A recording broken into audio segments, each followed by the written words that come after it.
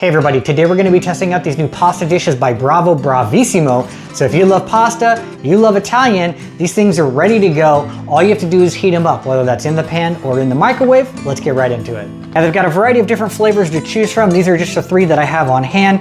So we're going to be looking at the spicy arrabbiata, the tomato and basil, and then we've got an Alfredo sauce. These two over here are using gemelli pasta. We've got macaroni on the end over here. These are made in Italy, and we can take a look down here at the bottom. You can see what the portion size is, right? No water's needed. It's not pre-cooked, no glutamine, not frozen, not freeze-dried, and all you have to do, put it in the microwave or cook it in a pan. And since I used to be a chef, we don't use microwaves unless we need to, so I'm gonna be reheating these in the pan because I've got control issues. Once you get this out of the box, this is what you've got right here. You've got a packet of pasta, as well as your pasta sauce, respectively, and then they all come with a bowl right here with a little spoon. So if you're gonna do this in the microwave, put the pasta, sauce on top, heat it up, and that's exactly what we're gonna do in the pan.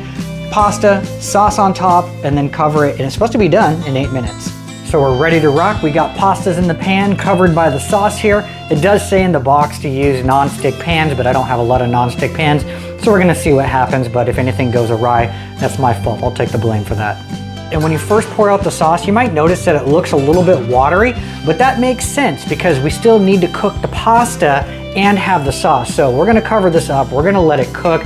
I bet all of that additional wetness or moisture or wateriness is gonna get soaked up by the pasta themselves, and then we're gonna have a perfect looking sauce a la pasta.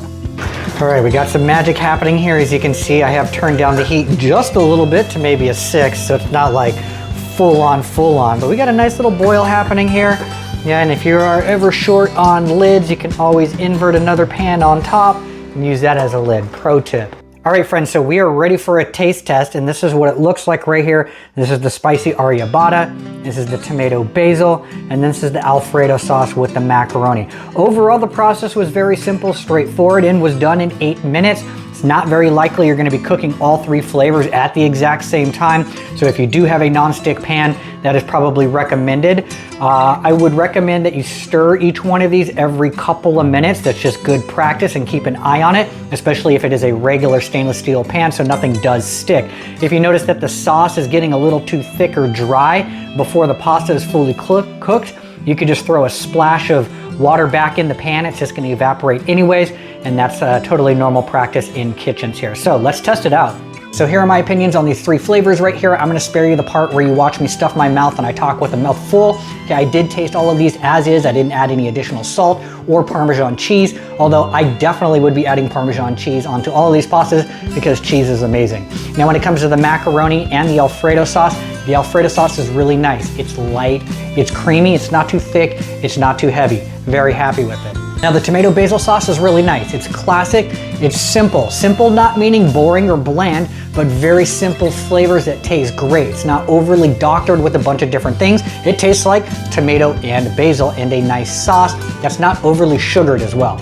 And the spicy arrabbiata is just that. It's got a nice little kick of heat on the back end when you're swallowing.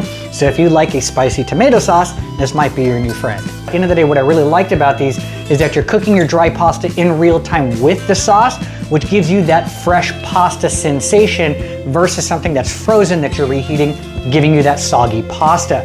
So putting in the microwave is probably super simple, straightforward, and easy. And if you're just having 1 or 2 of these at a time and you're putting them in a pan, very minimal babysitting needed, but it comes out like a fresh made pasta dish without all of the work. Plus you've got that single portion right there that goes in the pan.